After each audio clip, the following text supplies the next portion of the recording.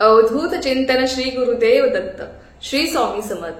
तुम्हा सगळ्यांचं स्वामी श्रद्धा युट्यूब चॅनलवर खूप खूप मनापासून स्वागत। स्वामी कृपेने तुमचा आजचा दिवस शुभ जाओ। स्वामी महाराज तुमच्या सर्व चांगल्या इच्छा पूर्ण करोत हीच मी माझ्याने प्रार्थना करते आणि आजच्या व्हिडिओला सुरुवात करते।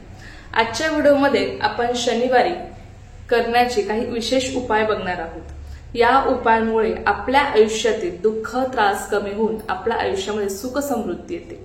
हे जे काही उपाय आहेत ते आपल्या स्वामी समर्थ केंद्रानुसार आहेत, त्यामुळे अतिशय प्रभावी आणि जर तुम्ही मनापासून पूर्ण श्रद्धेने केले तर 100% तुम्हाला अनुभव येणार म्हणजे येणार। बघा, शनिवार हा शनी देवाला समर्पित आहे।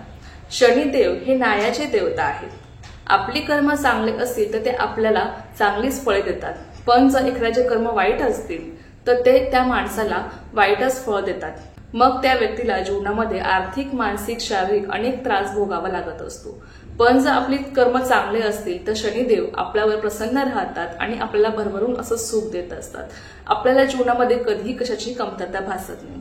म्हणून सगळ्यात महत्त्वाचं आहे ते म्हणजे आपलं कर्म चांगले असणं, आणि कुठलेही उपाय करताना आपले कर्म चांगले असणं हे खूप जास्त महत्त्वाचं आहे। कारण की आपण एकीकडे जर उपाय करत असतो तर दुसरीकडे आपले कर्म चांगले ठेवणं हे तितकंच महत्त्वाचं आहे। आपले कर्म चांगले असतील तर आपल्याला कुठल्याही उपायाचं 100% फळ मिळतं, आपल्याला 100% अनुभव येतो म्हणजे येतोच, त्यात काही शंका नाही। तर हे जे काही उपाय मी तुम्हाला आजच्या व्हिडिओमध्ये सांगणार आहे ते आपल्याला शनिवारी करायचे आहे। आता बघा, ज्यांना शनी 7.5 सुरू असेल किंवा ज्यांना अनेक दुःखाचा, संकटाचा सामना करावा लागत असेल त्यांनी नक्कीच हे उपाय करण्याचा प्रयत्न करा। अगदी मनापासून करा, पूर्ण श्रद्धेने करा, आपली कर्म चांगले ठेवा, तुम्हाला नक्की याचा अनुभव येईल। तर बघा, सगळ्यात पहिला उपाय असा आहे की तुमच्या जवळपास जिथे कुठे पिंपळाचं वृक्ष असेल ते तुम्हाला जायचं आहे। पिंपळाच्या वृक्षाला, त्याला मुळाशी तुम्हाला नमस्कार करायचा आहे पिंपळाच्या वृक्षाला, आणि नमस्कार करून तुम्हाला तिथे मोहरीच्या तेलाचा दिवा लावायचा आहे। मोहरीचं जे काही तेल आहे त्या तेलाचा तुम्हाला दिवा लावायचा आहे। अगदी तुम्हाला शक्यच नसेल मोहरीचं तेल वापरणं, तुम्ही तिळाचं तेल वापरू शकता, किंवा तुम्ही तुमच्या स्वयंपाकघरात किंवा तुम्ही देवांना जे तेल वापरतात दिव्यात घालण्यासाठी ते तुम्ही वापरू शकता। तुम्हाला दिवा तिथे लावायचा आहे आणि तुम्हाला त्या पिंपळाच्या वृक्षाला 5, 7 किंवा 9 तुम्हाला प्रदक्षिणा मारायच्या आहेत। अगदी मनापासून मारायचे आहेत।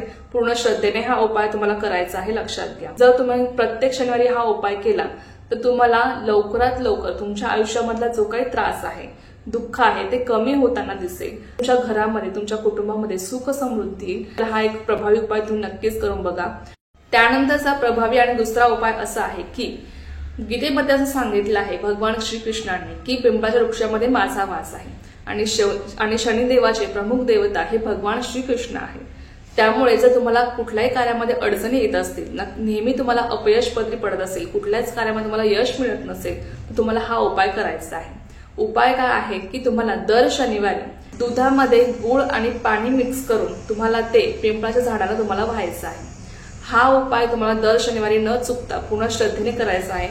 अतिशय साधा सोपा असा उपाय आहे। फक्त दुधामध्ये तुम्हाला गूळ आणि पाणी मिक्स करून तुम्हाला ते पिंपळाच्या झाडाला तुम्हाला व्हायचं आहे, आणि तुम्हाला नमस्कार करायचा आहे, प्रदक्षिणा तुम्हाला पिंपळाच्या झाडाला मारायची आहेत, आणि तुम्हाला तुमची इच्छा जी काय आहे तुम्हाला सांगायची आहे, किंवा तुमचं जे काही काम आहे ते पूर्ण होण्यासाठी तुम्हाला प्रार्थना करायची आहे। नक्कीच तुमचं ते काम तुम्हाला पूर्ण होताना दिसेल। त्यानंतरचा तिसरा उपाय असा आहे, बघा, पिंपळाचं वृक्षाचं पान तुम्हाला आणायचं आहे। जर तुम्हाला नेहमी पैशांची अडचण भासत असेल, बघा, आपल्याला सगळ्यांना वाटतं की मातालक्ष्मीने आपल्याकडे अखंड वास करावा, आणि पिंपळाचं वृक्ष जे काय त्यामध्ये भगवान विष्णूंचा वास आहे, तुम्हाला सगळ्यांना माहित आहे। त्यामुळे बघा, तुम्हाला जर पैशांच्या अडचणी नेहमी येत असतील, नेहमी तुम्हाला आर्थिक संकटाचा सामना करावा लागत असेल तर तुम्ही हा उपाय अतिशय मनापासून आणि पूर्ण श्रद्धेने करा। काय करायचं आहे, पिंपळाच्या वृक्षाचं पान तुम्हाला आणायचं आहे, ते स्वच्छ धुवून घ्यायचं आहे, त्यावर तुम्हाला अत्तर लावायचं आहे। कुठलंही सुगंधित अत्तर तुम्ही लावू शकता, गुलाब, मोगरा किंवा कुठलंही सुगंधित अत्तर तुम्हाला लावायचं आहे, आणि ते पान तुम्हाला तुमच्या पर्समध्ये ठेवायचं आहे। यामुळे आपल्याला कधीही पैशांची अडचण भासत नाही। फक्त बघा, उपाय करताना मनापासून पूर्ण श्रद्धेने करा, आणि हे जे काही उपाय आहेत ना ते केंद्रानुसार आहेत, त्यामुळे अगदी विश्वास ठेवून मनापासून पूर्ण श्रद्धेने उपाय करा, नक्की तुम्हाला याचा अनुभव येईल। त्यानंतर बघा, तुमची कुठलीही इच्छा असेल आणि ती इच्छा जर तुमची पूर्ण होत नसेल, तुम्हाला असं वाटते की माझी ही इच्छा पूर्ण व्हावी, तर त्यासाठी तुम्हाला हा प्रभावी उपाय करायचा आहे। उपाय असा आहे की तुम्हाला तुमच्या जवळपास जिथे कुठे जुनं पिंपळाचं वृक्ष आहे तिथे तुम्हाला जायचं आहे। तिथे गेल्यावर तुम्हाला तिथे तुपाचा दिवा लावायचा आहे। पिंपळाच्या वृक्षाखाली तुम्हाला तुपाचा दिवा लावायचा आहे, पिंपळाच्या वृक्षाला तुम्हाला नमस्कार करायचा आहे आणि तिथेच उभं राहून तुम्हाला हनुमान चालिसाचं पठण करायचं आहे। हा उपाय सुद्धा तुम्हाला शनिवारी करायचा आहे। दर शनिवारी तुम्ही हे उपाय करू शकता, जेणेकरून तुम्हाला लवकरात लवकर याचा अनुभव होईल। त्यानंतर तुम्हाला हनुमान चालिसाचं पठण करायचं आहे आणि तुम्हाला तुमची जी काही इच्छा आहे ती पिंपळाच्या वृक्षाच्या पानावर तुम्हाला लिहायची आहे। लक्षात घ्या, तुमची जी काही इच्छा आहे ती तुम्हाला पिंपळाच्या वृक्षाच्या पानावर तुम्हाला लिहायची आहे आणि ते पान तुम्हाला तुमच्या घरी आणून तुम्ही ते तुमच्या पर्समध्ये ठेवू शकता किंवा अशा ठिकाणी ठेवू शकता जिथे कोणाचा हात लागणार नाही लवकर। तर अशा ठिकाणी तुम्हाला ते पान ठेवायचं आहे। आणि बघा, हा उपाय सुद्धा अतिशय प्रभावी आहे, फक्त मनापासून पूर्ण श्रद्धेने करा। तर हे जे काही उपाय आहेत ते आपण दर शनिवारी करू शकतो। ज्यांना नेहमी दुःख आपल्या जीवनामध्ये आहेत, नेहमी त्यांना संकटाचा सामना करावा लागतो, खूप त्रास आहे, नेहमी अडचणी येतात, कधीही यश मिळत नाही, नेहमी अपयश पदरी पडतं किंवा अनेक संकटांचा दुःखाचा सामना करावा लागत आहे, त्यांनी नक्की हे उपाय दर शनिवारी करून बघा। यामध्ये तुम्हाला जमतील तेवढे उपाय तुम्ही करा।